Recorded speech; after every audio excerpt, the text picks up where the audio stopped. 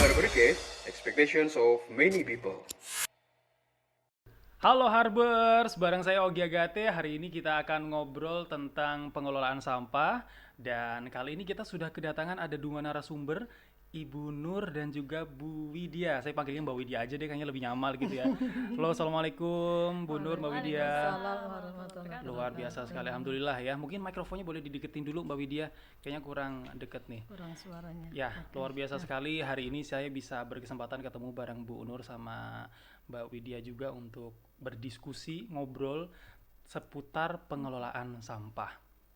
Ya, sebelumnya saya perkenalkan dulu Bu Nur ini merupakan seorang pegiat lingkungan dan juga beliau adalah owner dari Nur Fashion Art sekaligus pengurus dari Bank Sampah Mawar Biru. Betul. Ini pasti banyak sekali kegiatannya yang berhubungan dan sering berkomunikasi dengan Dinas Lingkungan Hidup gitu ya Bu ya. Iya. Kemudian di sini juga ada Mbak Widya. Mbak Widya juga ini salah satu bagian dari pegiat lingkungan juga. Di lingkungan kampus juga di sini sangat giat sekali Bu Nur. Dan juga Mbak Widya ini menjabat sebagai subbagian manajemen fasilitas di kampus Politeknik Harapan Bersama. Oke, baik. Sebelumnya barangkali Bu Nur mau menceritakan dulu perjalanannya dari awal muncul rasa ingin lebih peduli terhadap lingkungan itu, boleh diceritakan dari kapan Bu Nur kalau boleh tahu? Iya, saya mulai main di sampah ya. Saya katakan main di sampah ini mulai tahun 2013.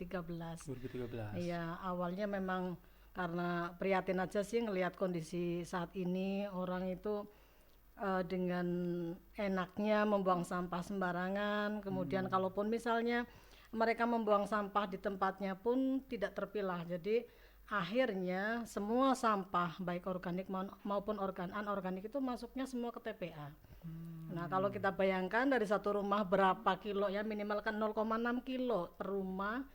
Nah, kalau kita kalikan di Kota Tegal berapa, dan kalau tidak terpilah semuanya masuk TPA, bagaimana kondisi TPA kita nantinya? Waduh, dan itu 5,6 kilo itu 0,6 0,6 minimal, kilo iya. itu memang data dari Dinas Lingkungan Rata-rata segitu ya, ya, rata-rata Bu ya. masyarakat membuang segitu. Dihasilkan Itu setiap kan hari. minimal ya Mas ya, bisa Minimal, lebih. bisa lebih ya. Heeh. Terus selain itu Ibu dari 2013 itu tadi perjalanannya dari mana saja Ibu? Iya, jadi awalnya saya memang karena ada semangat pengen bisa berbagi di sini ya, maksudnya kita belajar dulu gimana saya bisa mengajak masyarakat kalau kita aja belum melakukan. Kemudian saya mencobanya dari mengolah sampahnya, jadi daur ulang sampah anorganiknya waktu itu. Memang nggak kayak orang-orang punya HP yang keren yang tinggal browsing gitu kan. Memang dari otodidak saya mencoba dari berbagai jenis sampah, itu memang perjalanan yang luar biasa ya, sekian tahun alhamdulillah. Dan dengan PD-nya ngikut beberapa event lomba ya, menang kalah urusan keris, yang penting Wah. judulnya mempromosikan gitu kan, supaya Siap. apalagi kayak di Krenova itu kan yang diadakan di setiap kota ya, untuk Kota Tegal khususnya itu kan diikuti jurinya itu kan dari semua OPD yang ada di Kota Tegal. Jadi minimalnya promonya seperti itu, dan alhamdulillah memang dari setiap tahun memang saya ikut dengan berbagai inovasi yang berbeda setiap tahun. Di tahun 2018 alhamdulillah ini kreasi dari kantong kresek ini untuk Kota Tegal sih juara 3. Wah, luar Kemudian masuk di provinsi jadi pemenang terbaik alhamdulillah.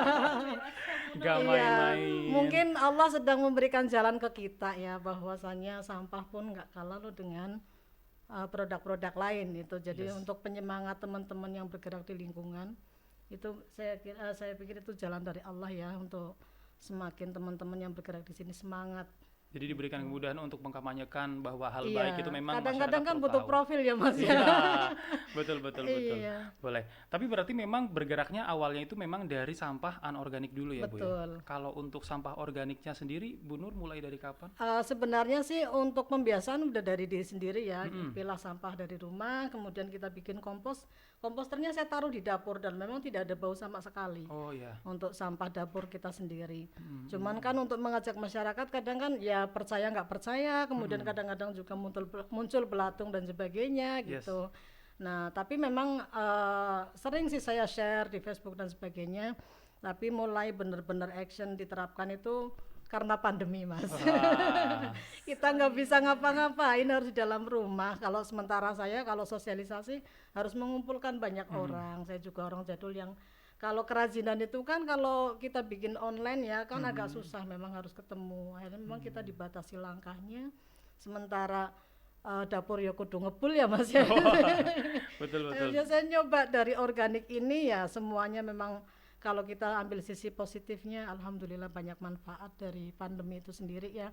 Jadi main di organik, alhamdulillah sekarang sudah ada ekoenzim dan produk turunannya. Wah, ini sudah ada produknya di sini sih, keren banget ya. Iya. Nanti boleh kita ulas lebih dalam lagi tentang produk-produknya, baik yang organik maupun yang organik ya Bu ya. Iya. Kalau Mbak Widya sendiri, ini Mbak Widya tadi kan disebutkan pegiat lingkungan juga nih.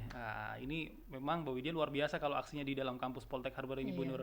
luar Kenal Bu Nur ini dari kapan Mbak Widya, boleh diceritakan? 2018 kalau nggak salah ya Iya. Bu, 2018 satu grup di grup WCD kalau nggak salah. WCD? World Clean Up Day. Oke, yang World Clean Up September yang diadakan sama DLH Kota Tegal kalau Hmm. nggak Betul, salah. betul. Nah di situ tuh satu grup sama Bu Nur sering banget ngedukasi kita di situ. Oke. Sampah harus dipilah. Masih pada saat itu belum aware dong, masih ya seenaknya sendiri. Terus wah makin gencar tuh pegiat lingkungan terutama Bu Nur. Oh iya. Apalagi pas Bu Nur itu mantu, beliau menggunakan semua aksesorisnya dari Oke. sampah dan limbah. Wah keren banget. Makin menarik sih. perhatian gitu ya, Iya, Mbak kan Widya. bisa ya, dan menang beberapa ini ya, Kalpataru lah, apa, lomba Renova gitu ya Bu. Alhamdulillah. Saya mulai di situ di rumah mulai nyoba ini sih milah, walaupun apa sih milah, langsung aja brak mau bayar sampah iya. gitu. Iya. Tapi lama-lama ada manfaatnya, yang organik bisa dimanfaatkan, yang non organik bisa disetor. Ternyata ada muaranya semua, gampang kok, tinggal mulai dari rumah dan diri sendiri. Oke, dan ternyata pengalaman setelah ketemu Bu Nur terinspirasi nih Bu, diterapkan di diri sendiri, bahkan di kampus Poltek Harbor juga kita ikutan bergerak juga ya. Oke, Mbak Widya juga di sini kan sudah menerapkan beberapa hal yang sudah didapatkan dari Bu Nur dan teman-teman yang lain dibawa ke kampus ya. Salah satunya yang mungkin beberapa sampah organik yang ada di dalam kampus itu diolah kembali, dimanfaatkan jadi Kompos. media tanam untuk taman area kampus begitu ya. Ya, dan sekarang kita mau coba mengulas produk-produk yang ada di depan kita ini. Bu Nur boleh dijelaskan ini ada produk apa saja Bu Nur? Ya, ini hanya sekedar sampling ya. Ini yang dari kantong kresek, ini ada tas, Boleh kemudian saya pegang ya. sepatu, iya. Ini tasnya seperti ini. Ini baru tadi malam nih saya jahit. Mana Ibu? Ini. Boleh saya. Ya karena kemarin alhamdulillah sih pameran di PPN luar biasa, sampai kita kehabisan produk, alhamdulillah. Coklat tuh saya Iya. Iya, itu karena dari masyarakat. Jadi makanya kadang kalau saya udah bikin warna ini, ada masyarakat yang request belum tentu ada, karena ini benar-benar setoran dari masyarakat. Siap. Boleh saya lihat dalamnya Ibu Boleh, ya? silahkan. Yang jadi penasaran ini. Memang tampilannya juga nggak kalah keren sih. Artinya meskipun ini daur ulang dari sampah plastik, tapi nggak kelihatan dari plastik juga ya Bu ya? Betul. Iya, kresek, sorry. Iya. Kemasan kresek. Bu Nur awal mulanya dapat ilmu untuk membuat produk semacam ini melalui pelatihan yang dari pemerintah atau memang otodidak Bu? Otodidak. Iya. Otodidak. Memang sebelum saya main di sini, Yes. Allah belum mempertemukan saya dengan teman-teman yang bergerak di sini kan ya. Oke. Jadi dari mencoba, kemudian kalau mau belajar ke sana juga biaya dan sebagainya. Jadi dari otak-atik, misalnya dari ring gelas ya, saya coba kupas, dicoba bikin piring kok bagus, coba lagi bikin keranjang, kayak gitu sih dari usilnya saya. Oh, itu. iya. Akhirnya dari setiap tahun memang inovasi selalu berubah. Kalau yang mengikuti saya pasti menanyakan tahun ini inovasi terbarunya apa. Jadi tiap tahun pasti, tapi bukan berarti bikin ini kemudian ganti-ganti gitu. Jadi misalnya dari ring gelas ya, saya bikin piring, kembangkan jadi berbagai macam produk sampai saya bisa ngejual. Nah setelah itu tahun depan kan pengen mencoba hal yang baru, termasuk ini kantong kresek. Jadi semuanya, nah itu alhamdulillah setelah bisa, semangatnya aja sih saya pengen berbagi ke masyarakat bahwa sampah juga bisa ngomset ya, bisa menghasilkan, makanya banyak berbagi keluar. Ya alhamdulillah sih banyak yang bisa menerapkan, bisa ngomset bareng ya.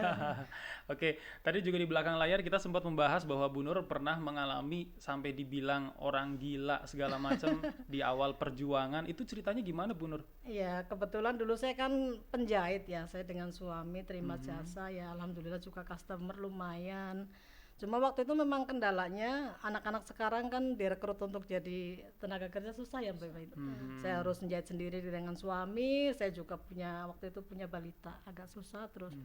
Teman-teman ya alhamdulillah customernya juga orang lumayan ya begitu saya udah nggak jahit, gila lo ya nggak mau diajak kaya katanya. Oh gitu. Jadi beralih dari awalnya jahit terus iseng-iseng bikin Iya. produk Memang seperti nggak ini. lepas langsung sih, saya masih bertahan ya, maksudnya antara saya menerima jasa dengan saya memperjuangkan ini.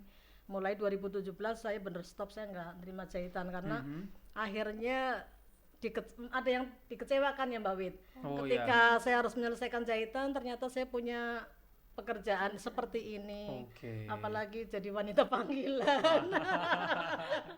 Harus Iya. kemana-mana kan ya. Diundang ke sana Dimarahin saya kemari. nanti sama customer.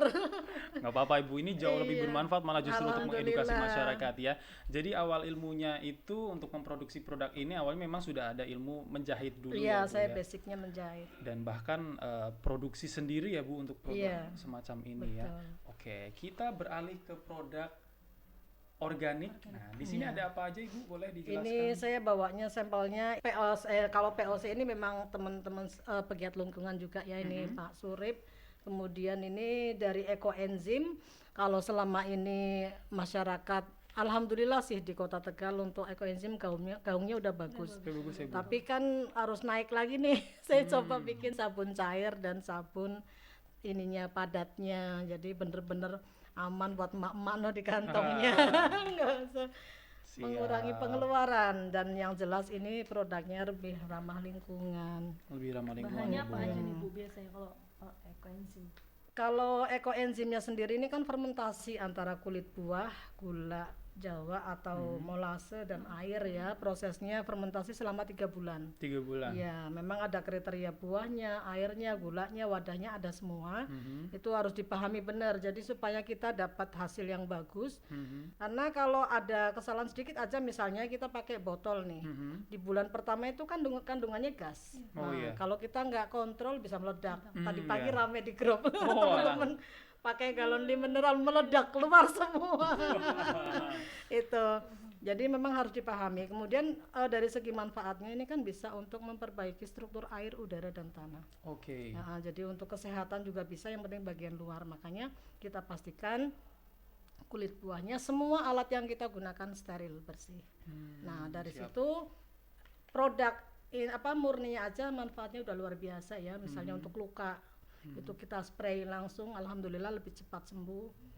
Kemudian untuk yang capek-capek bahkan yang stroke, alhamdulillah ada sih, saya sempat ngirim ke Pemalang, udah susah ngomong ya, alhamdulillah begitu saya dikirimin dia ngomong Bu Haji, alhamdulillah saya sudah enak. Saya tuh sampai kok ngirim ngomong kayak gini, saya tuh nggak ngeh gitu loh. Iya. Ternyata karena beliau sekarang sudah bisa ngomong gitu. Saya nggak ngeh ke situ karena Oh, iya. hanya dari teman, Bu tolong kirimkan ini ke alamat ini, saya sudah kirim aja. Nah terus teman saya yang ngasih info itu WA ngirim suaranya, saya bilang ini nyasar apa ya, saya bilang gitu. Ternyata karena itu tadi susah ngomong sampai ya non sewu ya, sampai ngeces gitu kan. Alhamdulillah di terapi dengan ekoenzim. Ya memang tetap terapi dokter, tetap ini sebagai mendampingi. Alhamdulillah sudah bisa ngomong, dia kirim rekam suaranya. Oke. Iya. Itu penerapannya bagaimana Ibu ekoenzim untuk penderita stroke? Itu rendam kaki ya, jadi Direndam airnya kaki. air hangat, kira-kira terendam setengah betis. Kemudian kita kasih tergantung 30 mili ya, tergantung tutup botolnya. Kalau yang merah yang tebal itu kan sekitar 7 sampai 10 ya. Kita Oh, butuhnya 30 mili. Oke. Rendam 20 menit itu nanti kalau kita capek-capek cukup seperti itu sebelum tidur. Oke. Rendam kaki air hangat, tutup ya biar uapnya ke badan kita. Setelah itu kita pakai kaos kaki, istirahat, insya Allah besok badannya lebih sehat, lebih enak gitu loh. Jadi- Manfaat maksudnya. Bener. Cairan Untuk tanaman segitu juga alhamdulillah Mbak Wit, saya kalau dari nanam pokcai ya, Mhm. dari saya naruh biji sampai panen itu sebelum 1 bulan saya udah bisa panen. Wah, Alhamdulillah, jadi memang luar biasa sekali. awalnya saya mengira itu kalau ekoenzim itu nggak sampai untuk pengobatan kesehatan. Iya, gitu, taunya segala cuma macam. untuk lingkungan aja Cuma ya. untuk lingkungan aja. Jadi ini ternyata bisa dimanfaatkan untuk terapi Iya, juga ya Bu ya. Betul. Oke, Ibu ini boleh saya buka nggak Bu? Boleh, Saya silahkan. penasaran ini isinya kayak apa. Iya. Jadi ada enzim cair. Ini untuk karena sabun padat.